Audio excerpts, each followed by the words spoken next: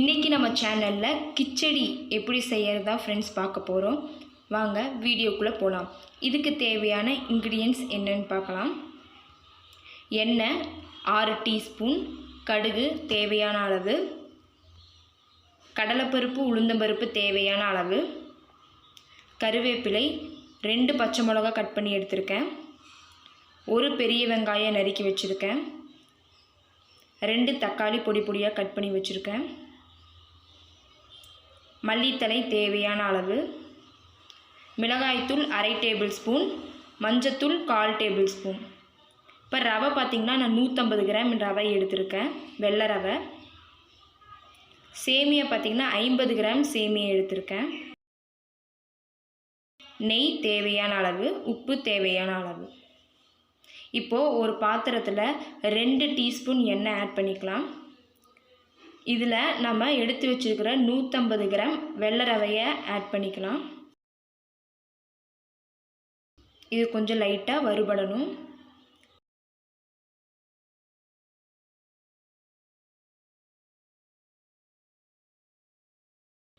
இது கூட நம்ம எடுத்து வச்சுருக்கிற 50 கிராம் சேமியாவையும் சேர்த்துக்கலாம்.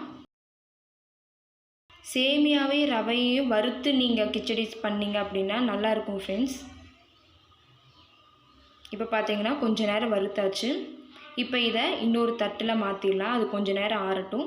இப்போ ஒரு பாத்திரத்தில் 4 டீஸ்பூன் எண்ணெய் ஆட் பண்ணிக்கிறேன்.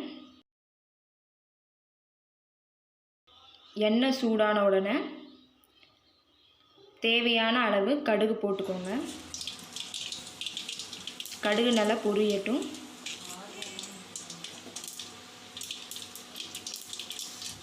கடுகு பொரிஞ்ச உடனே தேவையான அளவு கடலைப்பருப்பு உளுந்தம்பருப்பு போட்டுக்கலாம். இப்போ இந்த கடலைப்பருப்பு உளுந்தம்பருப்பும் நல்லா பொன்னிறமாக வறுக்கணும். இப்போ பார்த்தீங்கன்னா நல்லா வறுபட்டுருச்சு. இப்போ இதில் எடுத்து வச்சுக்க கருவேப்பிலை 2 பச்சை மிளகாவையும் போட்டுக்கலாம். இப்போ இந்த 2 நல்லா பொரிஞ்சதுக்கப்புறம்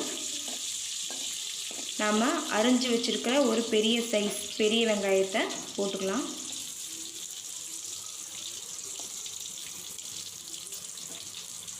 இப்போ இந்த வெங்காயம் நல்லா வதங்கணும்.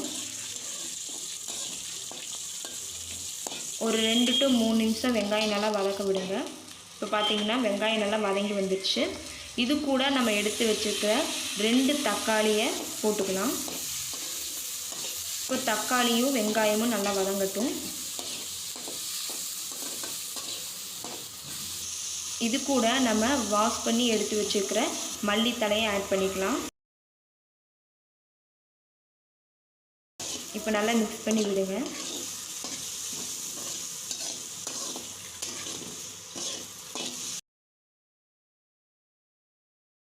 எடுத்து வச்சுருக்கிற 1/2 டேபிள் ஸ்பூன் மிளகாய்த்தூள், 1/4 டேபிள் ஸ்பூன் மஞ்சத்தூள், இந்த 2ஐயும் போட்டுக்கலாம் ஃப்ரெண்ட்ஸ். இப்போ நல்லா பரட்டி விடுங்க. இப்போ அந்த மசாலாவோட வெங்காயம் தக்காளி எல்லாம் வதங்கணும். இதுக்கு தேவையான உப்பு,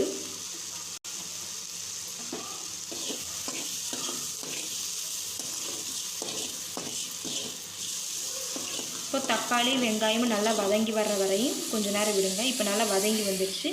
இப்போது இதில் நம்ம தண்ணி ஆட் பண்ணிக்கலாம். நான் 7 டம்ளர் தண்ணி ஊற்றிக்கிறேன்.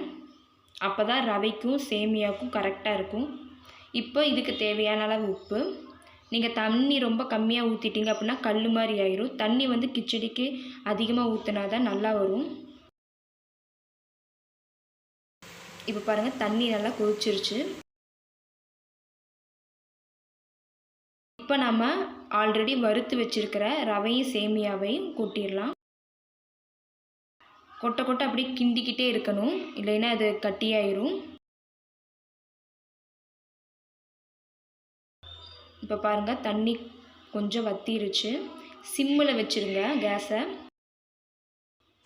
சிம்மில் வச்சு கிளறினீங்கன்னா தண்ணியை நல்லா அப்சர்வ் பண்ணிவிட்டு கரெக்டாகிடும். இப்போ 1 டேபிள் ஸ்பூன் நெய் நாங்கள் ஆட் பண்ணியிருக்கோம். நீங்கள் உங்களுக்கு எவ்வளோ நெய் வேணுமோ அவ்வளோ ஆட் பண்ணிக்கலாம். இப்போ பாருங்கள், கிச்சடி நல்லா கொலன்னு நல்லா வந்திருக்கு. தண்ணி கம்மியாக ஊற்றினீங்கன்னா ரொம்ப கட்டியாயிரும். இதில் நீங்கள் காய்கறி போட்டு கூட பண்ணலாம் ஃப்ரெண்ட்ஸ். அவ்வளோதான் ஃப்ரெண்ட்ஸ். இந்த வீடியோ உங்களுக்கு பிடிச்சிருந்துச்சுன்னா லைக் பண்ணுங்கள், ஷேர் பண்ணுங்கள், சப்ஸ்கிரைப் பண்ணுங்கள்.